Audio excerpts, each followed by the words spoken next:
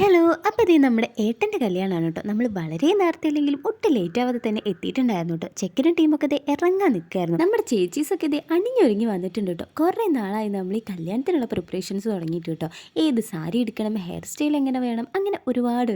അതല്ലെങ്കിൽ അങ്ങനെയാണല്ലോ, കല്യാണത്തിന് മുന്നേയുള്ള പ്രിപ്പറേഷൻസ് ഒരുപാടുണ്ടെങ്കിലും ആ ഒരു മൊമെൻറ്റ് ടപ്പ് എന്ന് പറഞ്ഞ പോലെ കഴിയും കേട്ടോ.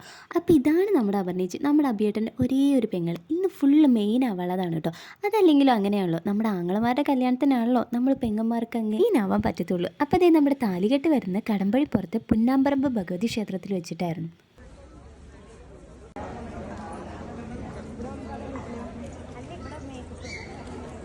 അങ്ങനെ ദേ നമ്മളെല്ലാവരും അമ്പലത്തിലെത്തി. ഇനി നമ്മുടെ പെണ്ണിനെ വെയിറ്റ് ചെയ്യാണ് കേട്ടോ. അപ്പോൾ ഇതാണ് നമ്മുടെ കല്യാണ പെണ്ണ്.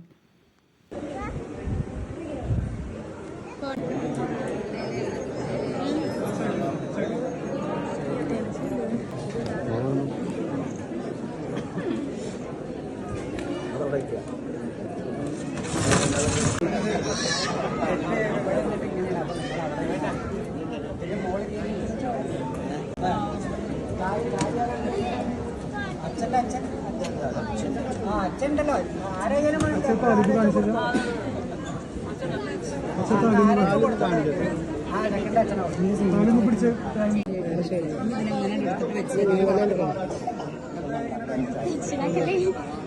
ടെൻഷൻ അടിക്കണ്ട.